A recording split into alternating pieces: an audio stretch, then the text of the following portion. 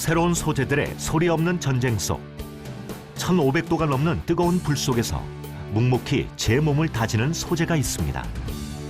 바로 철강입니다. 둘둘 말려있는 크고 묵직한 이 재료들이 철강인데요. 아주스틸은 원자재 가공 과정을 거쳐 각기 다른 성격의 소재를 만드는 기업입니다.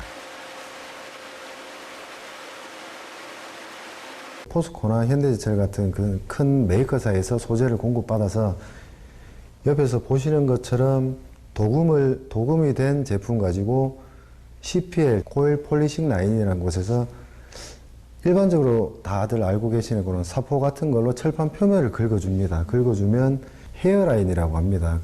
그 머리카락 모양이라고 하죠. 그래서 스크래치가 난 것처럼 이렇게 긁어주고 난 다음에 CCL이라는 그 컨티뉴어스 코팅 라인, 그 칼라 코팅을 하는 그 라인에서 그 마지막으로 색상을 입히게 됩니다. 이렇게 기본 공정을 거친 소재들은 어디에 사용될까요? 아주스틸의 철강 소재가 가장 많이 활용되고 있는 곳은 가전 분야입니다. 블랭킹이라고 하는 이 공정은 커다란 철강 판넬에 쉽게 말해 구멍을 뚫어주는 건데요. TV 베젤에 사용되는 소재를 생산하는 공정입니다. 지금 보시는 바와 같이 저희가 창틀로 만든 소재를 프레스 성형을 하게 되면 이 부위들이 이런 식으로 테두리 형태의 베젤로 구현이 될 수 있게 됩니다. 지난해 가전제품 납품액만 약 5,100억 원. 2020년에는 5,400억 원의 매출을 올릴 것으로 예상된다고 합니다.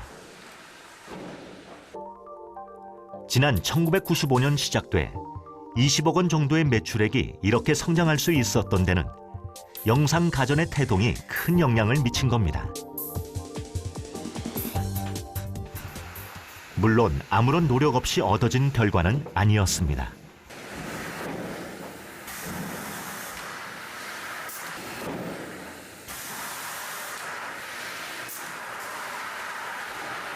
기존에는 저희가 베젤의 특성상 테두리만 사용이 되고 내측은 폐기가 되어 있었는데요. 지금 보시는 바와 같이 55인치를 생산하고 남는 내측 소재를 재활용하여 42인치를 만든 케이스이고 이 42인치 생산 후에 남는 내측 소재를 32에 적용해서 최종 고객사에 저희가 원가 절감을 실현할 수 있었던 케이스입니다. 큰 텔레비전의 테두리를 사용하고 남은 부분에 다시 구멍을 뚫어 작은 크기의 텔레비전 프레임으로 활용한다는 건데요. 바로 여기에 아주스틸의 아이디어가 있었던 겁니다. 당시에 TV 제품에 대한 고급화, 그다음에 차별화에 대한 또 니즈가 있었고, 그와 동시에 또 원가 경쟁력에 대한 또 확보에 대한 니즈가 동시에 같이 있었습니다. 처음에 그런 제안이 왔을 때 블랭킹 처리를 하고 나서 남은 부분이 실제 그 소재 한 장의 원소재를 봤을 때 실제 제품화되는 부분보다 버려지는 부분이 더 많았기 때문에 그 비용을 다시 제품화되는 가격으로 받을 수 있기 때문에 저희와 아주스틸 모두가 원가 절감할 수 있는 좋은 사례였습니다.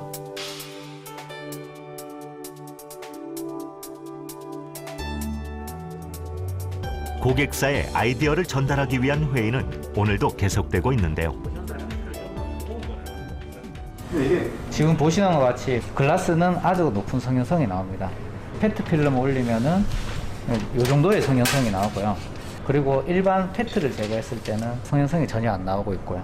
조정이 가능한가요? 원하는 두께대로 두꺼워지면 두꺼워질수록 성형성은 점점 더 이제 안 좋아지는 쪽으로 얇으면 얇을수록 가져갑니다. 엘리베이터 고객사의 22년도 모델에 대해서 어떤 타입으로 제안을 할지 그 부분에 대해서 회의를 했습니다.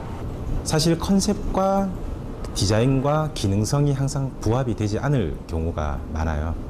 그럴 때 다양한 그런 외부 소재들과의 저희 칼라 강판의 결합을 많이 연구하고 있고요. 이를 토대로 저희가 이제 결론을 도출해서 고객사한테 제안을 하는 경우가 굉장히 많습니다. 접착제에다가 약간의 펄을 넣어 각 부서 간 회의를 통해 얻어지는 아이디어가 고객사 제품의 가치 창출과 비용 절감으로 이어지는 건데요. 이것이 바로 철강 기업으로서 아주스틸이 갖춘 또 하나의 경쟁력입니다. PET로 가는 게 가장 좋을 것 같다. 네, 맞습니다. 이쪽으로 봤을 때 그 해면서 이쪽으로 통보지 그렇게 하면 최종 처리 하려면은 대부분의 우리나라 이제 중소 중견기업들이 보면 이제 대기업에 의존하고 대기업에서 요청하는 것만 개발하고 이런 형식이 많이 이루어졌다면은 저희들은 한 1년 전부터 R&D를 하고 대기업에 이제 프포즈를 해서 선택받는 개념 이런 개념을 이제 사업에 반영을 해서 뭐 현재까지는 제가 이제 자부심 진짜 큰 자부심을 갖고 가는 게 대기업도 제가 그 리딩을 해간다. 실제로 그래 하고 있습니다. 네. 멕시코 티후아나 지역. 이곳에 아주스틸의 해외 지사가 있습니다. 국내 가전제품 고객사의 공장 인근에 아주스틸 또한 지사를 설립한 건데요.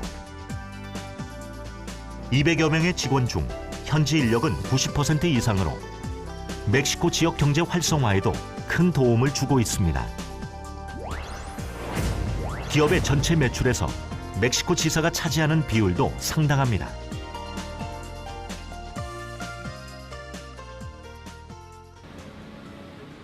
국내 대형 제철사에서 개발한 녹슬지 않는 철은 반영구적으로 사용이 가능하지만 물성이 달라 구부리거나 틀을 잡기가 어려운데 아주스틸은 바로 그 기술을 갖고 있습니다.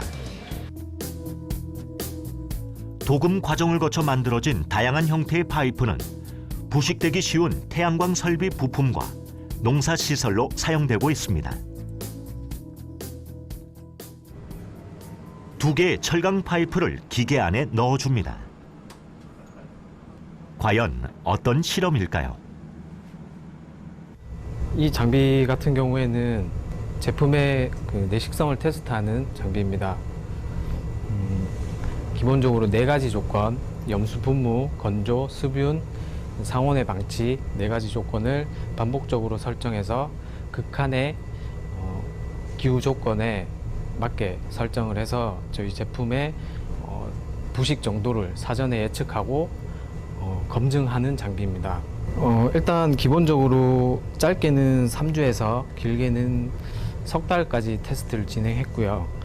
요거 같은 경우에는 저희가 한 3주 정도 들어갔다가 나온 결과물입니다. 이렇듯 철강 소재의 단점을 극복하기 위한 노력들은 계속되어 오고 있는데요. 그 철강 표면에 도금이나 코팅을 해서 그래서 이제 내식성을 좀 갖도록 하는 그런 방법이 있습니다. 그래서 그런 방법을 하면 일단 가장 약점이라 할 수 있는 녹스는 그런 부분은 많이 해소가 되고요. 또 뭐 무겁다라는 인식이 있는데 이것도 어느 정도까지는 가볍게 할 수가 있습니다. 소재를 더 강하게 철강이 더 이제 강한 높은 강도를 갖도록 이렇게 제조를 한다면 그 강을 이용을 해서 만드는 부품의 사이즈, 두께 이런 걸 줄일 수가 있습니다. 공장 한켠 커다란 잉크통이 눈에 띕니다. 우리가 알고 있는 프린터와 똑같은 기기도 보이는데요. 잠시 후 강판에 다양한 그림들이 인쇄되어 나옵니다. 이것은 디지털 프린팅 기술로 철판에 어떤 이미지든 프린트할 수 있는데 이미지의 선명도는 실사와 구분이 되지 않을 정도입니다.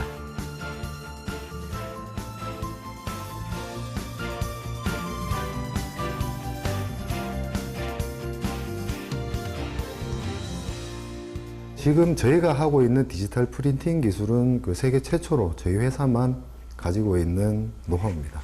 일반적인 벽체나 타일들이 많은데 그 욕실이나 뭐 그런 쪽에도 이쪽에도 철을 써보면 좋지 않을까라는 발상에서 그 타일 쪽으로 프린팅을 해보고 어디부터 어디까지 구현이 가능할까요?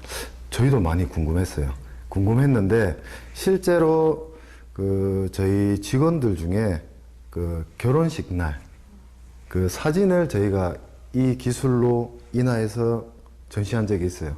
그래서 다른 그 외부에서 오시는 분들도 그냥 일반적인 그냥 액자인 줄 안 거였어요. 그래서 사진 인화까지도 충분히 구현이 다 가능하다 이렇게 보시면 됩니다. 튼튼하고 강한 철강 소재에 아름다움이 더해졌습니다.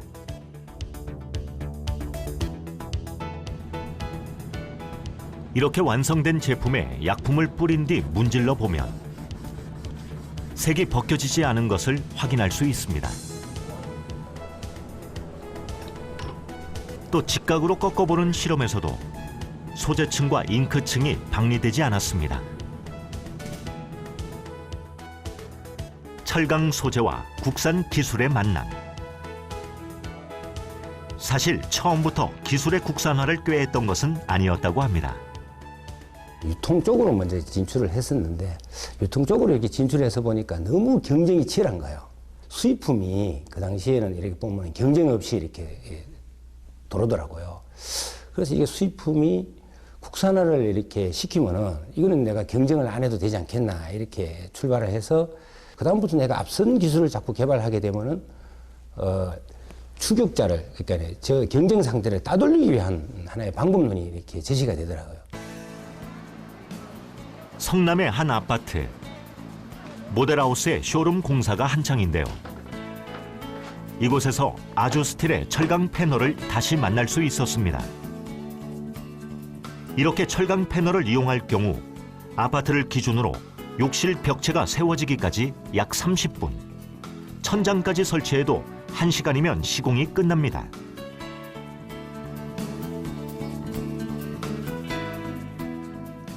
기존 습식 공법 대비 70% 정도 기간이 절감된다고 합니다. 이게 타일과 다르게 그 줄눈이 굉장히 적습니다. 그래서 그 줄눈 사이에 끼는 곰팡이나 이런 이제 청소할 때 굉장히 유지 관리성이 우수하고요. 그리고 이걸 이제 철제를 사용하다 보니까 액세서리 같은 경우에는 자석을 사용해서 편하게 부착하고 띄면서 청소할 때는 띄어서 청소하고 또 필요할 때는 부착하고 또 연령층에 따라서 위치 조절이나 높이 조절도 다 가능하고요. 또한 이제 화재에 강하다 보니까 기존에 이제 그 저희가 사용하는 벽지 이런 부분보다도 훨씬 강한 소재이기 때문에 건축 내장재로서 활용성이 더 높을 것으로 예상은 됩니다. 아직까지 건물 일부에만 시공되고 있지만 철강 소재의 장점이 가장 부각되는 곳은 건축 현장이라고 할 수 있습니다. 일본에서는 내진과 화재에 강한 철강 소재의 활용이 일반적인데요. 우리나라 또한 더 이상 지진 안전지대가 아닌 만큼 전문가들은 건축 소재로서 철강이 주목받을 것으로 예상하고 있습니다. 근데 내진 특성이라 하면 지진 났을 때 얘가 좀 혹시라도 건물이 약간 휠지는 몰라도 그러니까 그 철골 자체가 약간 변형을 혹시 받더라도 부러지진 않게끔 그렇게 하는 쪽으로 개발이 되고 있고요. 재난 재해 같은 게 자꾸 부각이 되고 있기 때문에 스틸하우스 같은 것도 이제 점점 많이 쓰일 가능성이 있다라고 생각은 하고요. 철강을 100% 대체할 수 있는 다른 소재가 없다. 철의 변신은 계속된다. 끝이 없다. 이 헤드램프는 눈부신 대상을 만나면 그 부분만 LED를 끄고 나머지는 유지하여 운전자가 최적의 시야를 확보할 수 있도록 도와줍니다.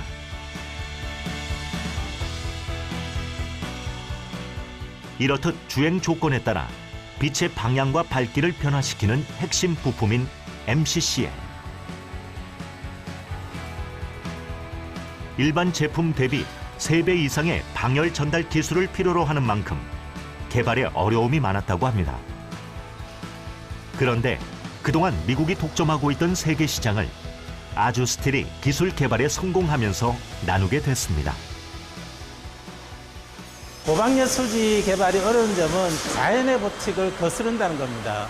우리가 구현해야 될 거는 고방열, 열이 빨리 나가도록 접착제를 개발을 해야 되는데 실제로 자연에 존재하는 물질은 열이 빨리 빠져나오면 전기도 잘 통합니다. 근데 우리가 원하는 거는 열이 빨리 빠져나가면서 전기가 안 통하는 물질을 개발하는 것이 관건이었습니다. 플라스틱 같은 걸 쓰면 안 돼요? 예를 들어서 플라스틱 제품은 열 전도율이 숫자를 표시하면 0.4W밖에 안 됩니다. 근데 우리 제품을 쓰게 되면 200W, 300W까지 구현이 가능하기 때문에 비교의 대상이 될 수는 없습니다. 때론 우리 삶의 가장 바깥에서, 때론 안쪽에서 철강은 더욱 강하고 빛나게 그 가치를 더할 것입니다. 의식주와 관련된 제품을 선진국처럼 이렇게 개발을 이렇게 고도화시키고 또 생활 속으로 들어갈 수만 있으면은 그런 IT 산업 못지않게 오랫동안 이게 성장 동력을 유지해가지고 오랫동안 성장할 수 있지 않겠나. 저는 그렇게 생각하고 있습니다.